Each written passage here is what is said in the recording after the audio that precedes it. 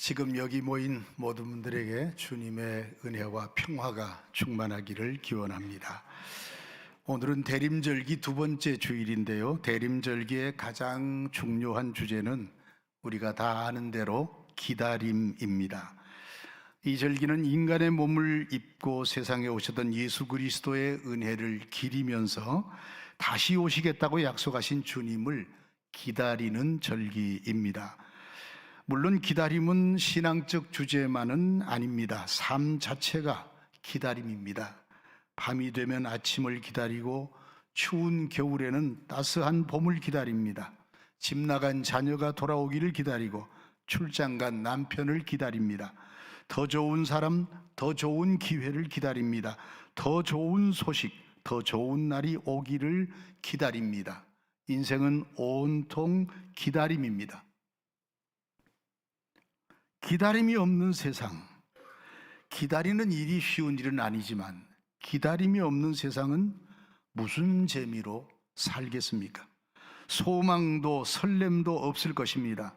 그래서 조병화 시인은 지루함이라는 시에서 이렇게 노래합니다. 기다림이 없는 인생은 지루할 거다. 그 기다림이 너무나 먼 인생은 또한 지루할 거다. 그 기다림이 오지 않는 인생은 더욱더 지루할 것이다 라고 했습니다. 요즘 여러분의 가장 크고 간절한 기다림은 어떤 것입니까? 여러분이 손꼽아 기다리는 그 기다림은 무슨 내용입니까? 저는 오늘 새벽 교회에 오는 즐거움에 2시 반에 깼습니다. 그리고 아직도 못 잤습니다. 물론 실상은 목사들이 흔히 걸리는 주일병입니다. 주일 새벽 되면 특히 일부 예배에 있는 7시 예배에 있는 교회는 그래서 4시만 되면 깨고 4시 전에부터 깨서 막 설치고 다닙니다. 식구들 눈치 보면서. 그런 기다림이 어쨌든 저에게도 있었습니다. 여러분의 기다림 혹시 지루하거나 피곤하지는 않으십니까? 혹시 다가올 성탄절은 기쁨으로 기다리지만 만남의 약속도 있고 파티 약속도 있고 아이들하고 즐길 약속도 있고 그래서 즐겁게 기다리는데 언제일지도 모를 주님의 재림에는 별로 생각이 없고 느낌이 없는 것은 아닌지요? 오늘 여러분과 함께 나눌 말씀은 예수께서 회당장 야이로의 죽은 딸을 살리셨다는 기사입니다. 여기에 주의 날을 기다리고 다시 오실 주님을 기다리는 우리가 기억해 둬야 할 중요한 교훈이 있습니다. 오늘의 본문 구절을 두 부분으로 나누었는데요. 그 이유는 두 부분 사이, 즉 43절에서 48절에는 다른 사건이 하나 소개되어 있기 때문입니다. 끼어있는 이야기는 바로 12해를 혈루증으로 고생하던 여인이 예수님의 옷자락을 만지고 고침을 받았다는 이야기입니다. 이 기사는 단순히 혈루증 환자가 고침받은 것만 아니라 또 다른 기적의 주인공인 야이로가 아주 큰 믿음을 가지게 되는 계기가 되기도 했습니다. 오늘 본문에 보면 예수님이 어디로부터 돌아왔다는 말씀이 나오고 사람들이 환영했다는 말이 나오는데요. 예수님이 거라사 지방으로 갔다가 가버나움으로 돌아오셨고 사람들은 주님을 환영했습니다. 그곳 회당장인 야이로가 바로 그때 예수님을 자기 집으로 초청합니다. 말씀해 보니까 예수님의 발 아래 엎드려 간청할 정도로 정말 간절한 마음으로 주님을 초대했습니다. 그 이유는 그의 12살쯤 되는 딸이 죽어가고 있었기 때문입니다. 그래서 예수님은 그의 부탁으로 야이로의 집으로 가시던 중이었습니다. 그런데 예수께서 갑자기 가던 걸음을 멈췄습니다. 그리고는 내게 손을 댄 자가 누구냐고 묻습니다.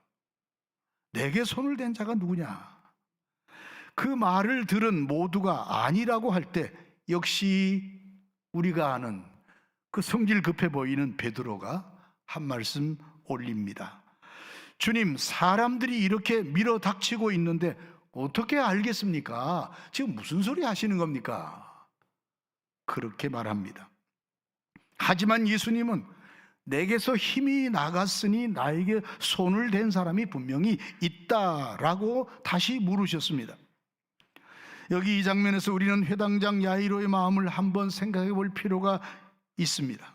야이로가 주님을 청한 이유는 죽어가는 딸 때문이었습니다. 그런데 가는 도중 주님께서 누가 당신의 옷에 손을 댔는지를 재차 묻는 것을 보았을 때 당사자 야이로는 어떤 생각이 들었을까요?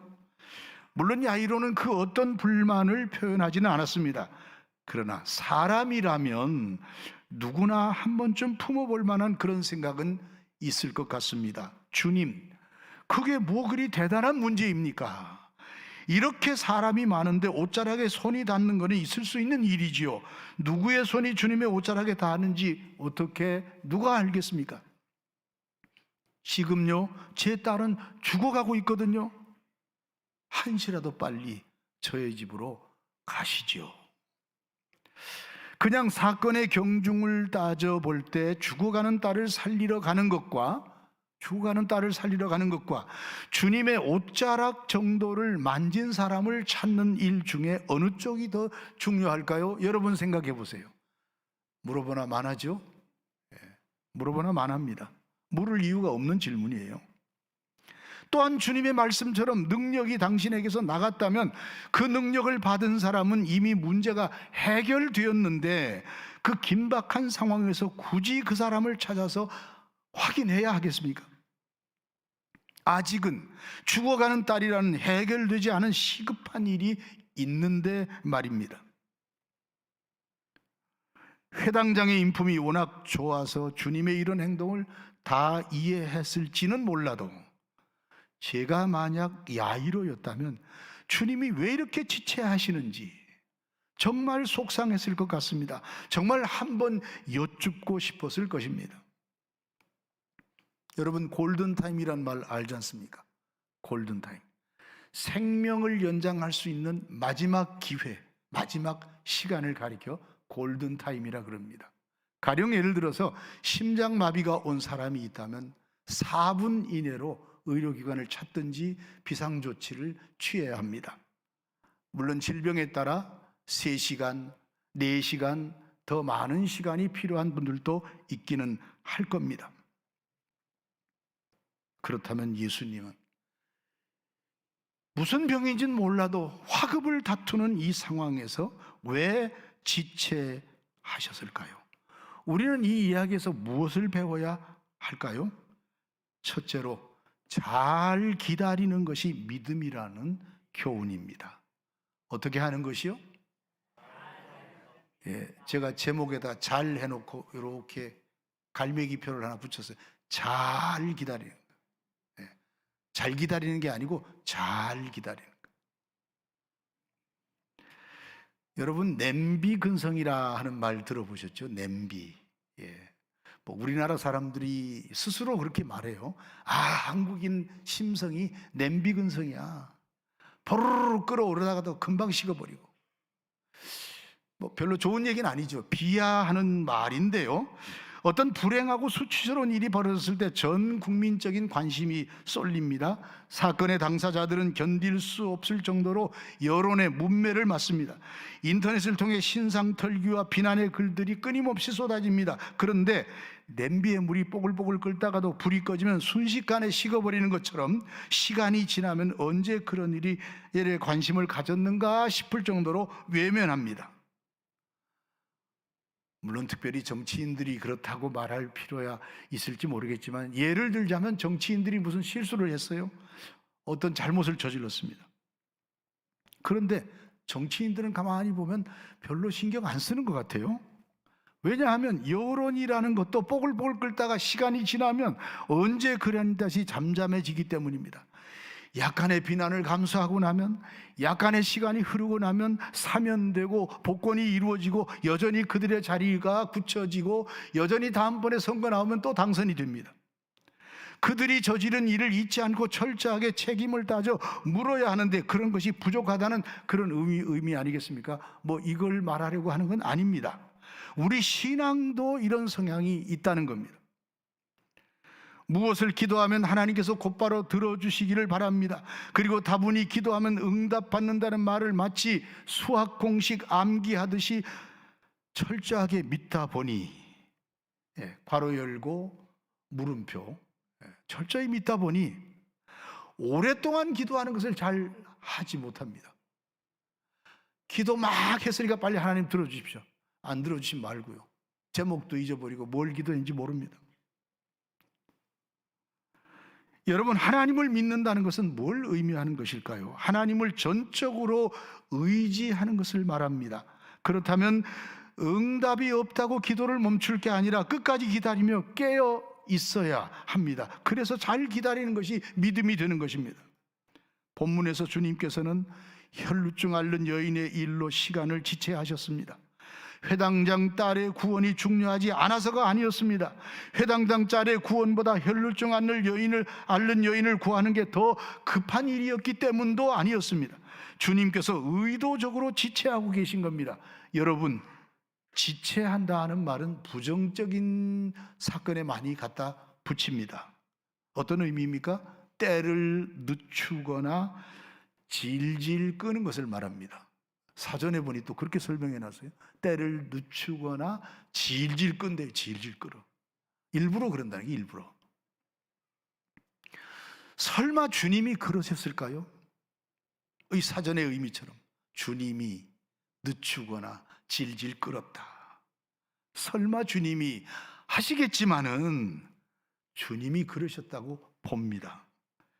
주님께서 의도하신 것은 무엇일까요? 그것은 기도하는 일에, 뭔가를 바라고 기다리는 일에 너무 조급한 마음을 갖지 말라는 것을 가르쳐 줍니다.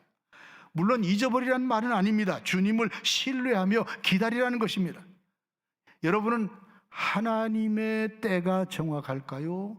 인간의 때가 정확할까요? 아니, 그동안은 한 번도 안 틀렸는데 오늘 틀린 대답을 했어요. 용현 씨가. 아니, 그럴 수 있어요. 제 생각에 틀린 대답이에요. 주님의 뜻은 아니겠죠. 인간의 때가 더 정확하다는 말. 인간의 때가 더 정확하지는 않지요. 여러분, 하나님의 때가 정확한 줄로 믿습니까? 자, 그러므로 하나님께서 기도한 것을 바로 응답해 주시면 더할 나위 없이 감사한 일이지만, 기도에 대한 응답이 없다고 하더라도 실망하거나 낙담할 필요가 없다는 사실을 깨닫게 됩니다. 내 생각과는 차원이 다른 하나님의 때에 이루어 주실 것이 분명하기 때문입니다. 하나님이 원하시는 방법으로 이루어 주실 것이 분명하기 때문입니다. 물론 야이로의 입장에서는 딸의 생명과 연결된 일이었습니다. 한 아이의 아버지로서 이것보다 더 급한 일이 어디 있겠습니까? 하지만 그런 야이로도 결국은 기다려야 했습니다. 야이로의 시간으로 말하자면 길거리에서 이렇게 지체하는 것은 분명 시간 낭비입니다. 그나마 다행인 것은 앞에서 말씀드린 대로 야이로가 주님의 이런 일 처리 방식에 대해서 불평했다는 언급은 없습니다. 어쩌면 야이로는 주님의 뜻을 헤아리고 기다리는 심정으로 조바심이 않았겠지만, 속으로는 꿍꿍 앓았겠지만, 그래도 주님을 기대하는 마음으로 끝까지 기다렸을 것입니다. 오늘 여러분은 혹시 너무 조급한 믿음, 조급한 기도를 하고 있지는 않습니까? 주님을 신뢰함으로 주님의 때에 이루어질 것을 의심하지 않고 순종하는 믿음이 부족하지는 않습니까?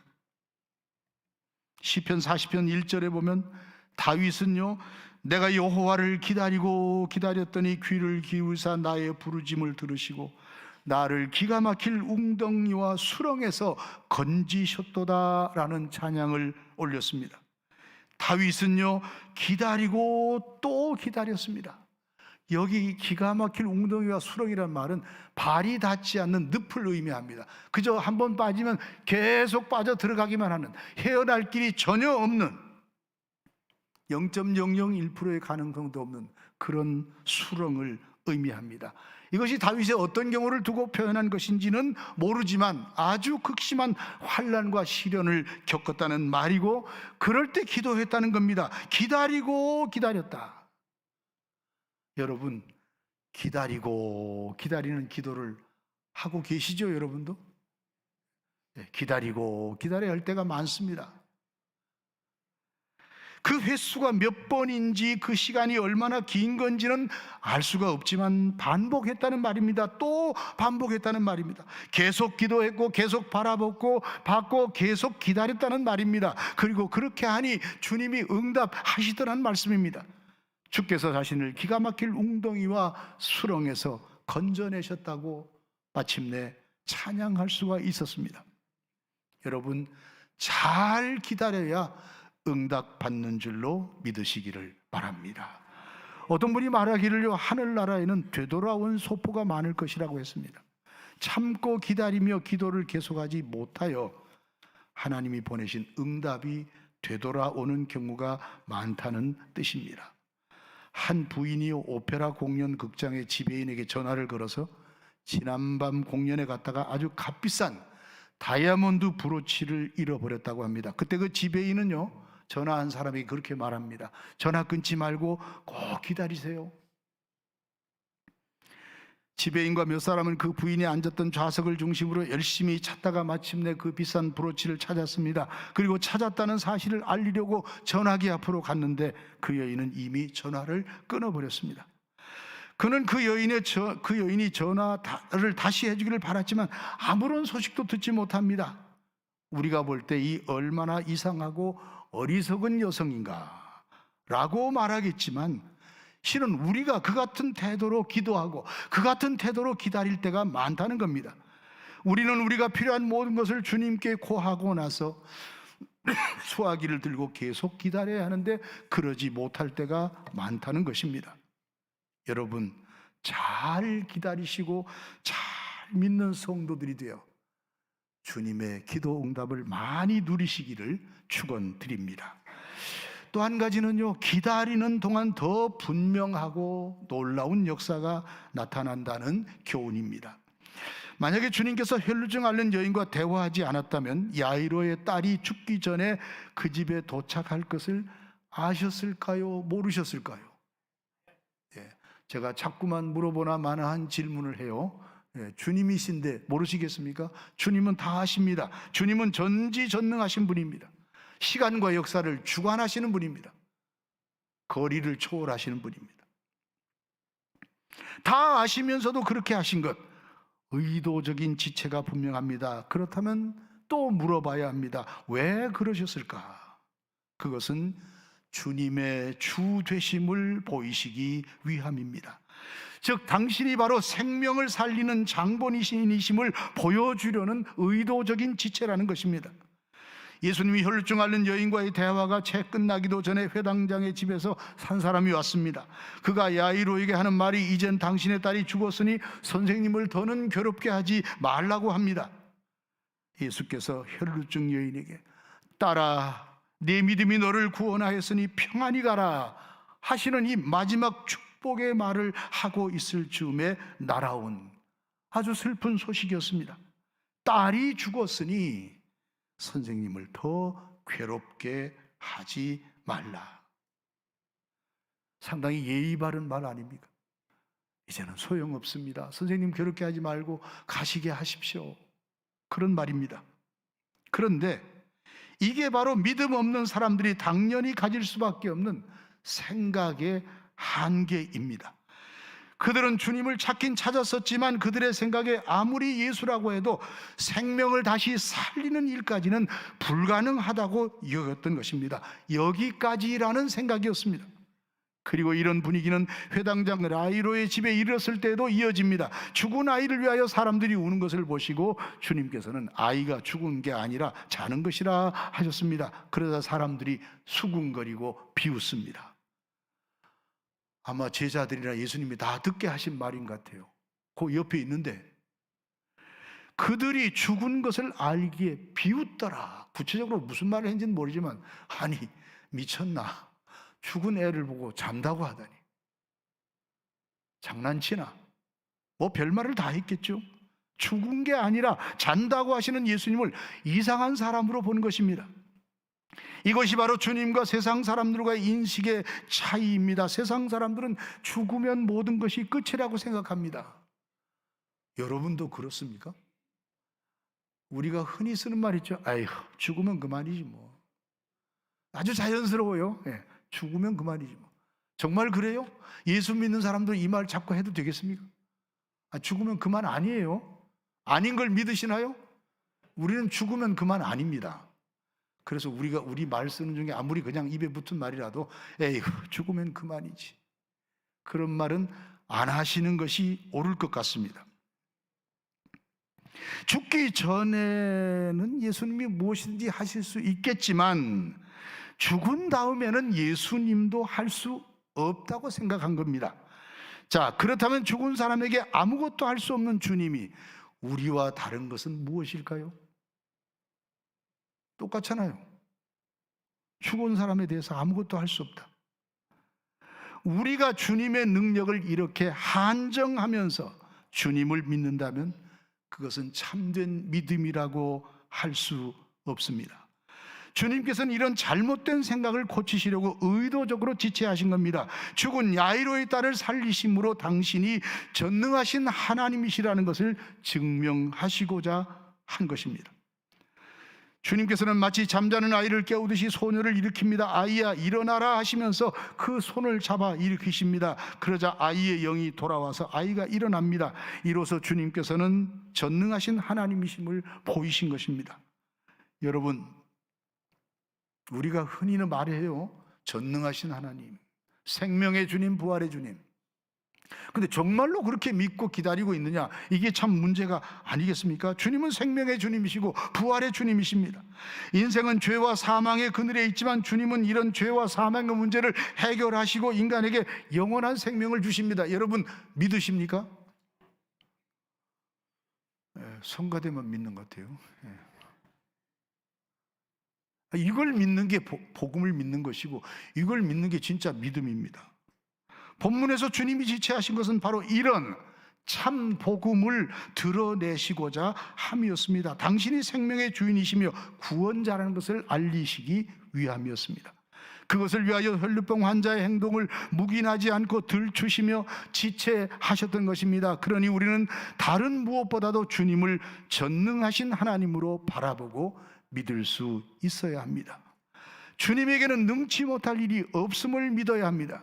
주님이 지체하신 것은 더 중요하고 확실한 역사를 보여주시기 위함임을 믿어야 합니다. 이른바 주님의 때가 있기 때문입니다. 하박국 2장 3절에 이 묵시는 정한 때가 있나니 그 종말이 속히 이르겠고 결코 거짓되지 아니하리라. 비록 더딜지라도 기다리라. 지체되지 않고 정령 응하리라. 여러분 한번 따라 하십시다. 비록 더딜지라도 기다리라. 지체되지 않고 정령 응하리라. 아멘. 내 기도가 당장 이루어지지 않을 때 더 큰 주님의 역사를 기대해도 좋을 것입니다. 그것이 내 욕심이 아니라면 주님은 내 생각보다 더 귀한 것을 주시려 우리를 기다리게 하시는 것입니다. 잘 기다리고 잘 믿는 여러분에게 때가 되면 주님께서 더 좋은 역사를 주실 줄로 믿으시기를 축원드립니다. 대림절을 보내면서 금년 대림절은 어떤 믿음으로 주님 앞에 더 가까이 다가갈까?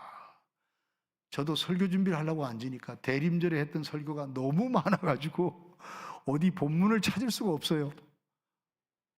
다 금방 했던 설교 같고 다 햇말 또 알 것 같고 오늘 제가 전해드린 말씀도 또 했던 말씀일 수도 있을 것 같아요. 근데 제가 20몇 개를 골라놓고 했던 설교 아닌 것을 확인은 했습니다만은 모르죠. 뭐. 새벽 기도 때 또 했는지 뭐 이런 주제로 말이죠. 여러분 오늘의 말씀은 회당장만 아니라 오늘 우리에게 하시는 말씀입니다. 두려워하지 말고 믿기만 해라. 그러면 딸이 구원을 얻으리라. 아멘. 이번 대림절에는 무엇을 새롭게 하면 좋겠습니까? 가장 기본적인 것, 믿음을 새롭게 하는 자세를 가졌으면 좋겠습니다. 지금까지 잘 믿었다고 생각하는 이들도 겸손하게 믿음을 돌아보시길 바랍니다. 어떤 상황에서도 주님을 믿는 믿음이 흔들리지 않아야 합니다. 그리고 믿음이 부족하다고 생각이 들면 꾸짖지 않고 후히 주신다고 하신 주님께 구하시기를 바랍니다. 주님은 우리에게 더 큰 믿음 주실 것입니다. 여러분, 잘 기다리는 게 믿음입니다. 잠시 끌다가 식어버리는 믿음이 아니라 어떤 상황에서도 주님을 신뢰하는 믿음을 가지시기를 부탁드립니다.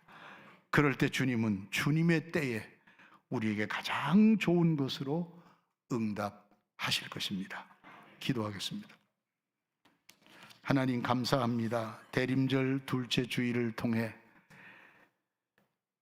믿음으로 기다리라는, 두려워 말고 흔들리지 말고 기다리라는 주님의 말씀을 듣게 하시니 감사합니다. 저희가 기다려야 할 때 기다리지 못하고, 기다린다고는 하면서도 진짜 기다리지 못하는 얕은 믿음, 그리고 상한 마음으로 살아갈 때가 많습니다. 긍휼히 여겨주시고 저희 믿음이 견고하여 흔들리지 않게 하여 주시옵소서. 잘 기다림으로, 좋은 믿음으로 주님을 기쁘시게 할 뿐 아니라 주님이 때에 주님께서 하시는 더 놀랍고 귀한 역사를 날마다 체험하며 사는 저희 모두가 되게 하여 주옵소서. 예수님의 이름으로 기도드립니다. 아멘.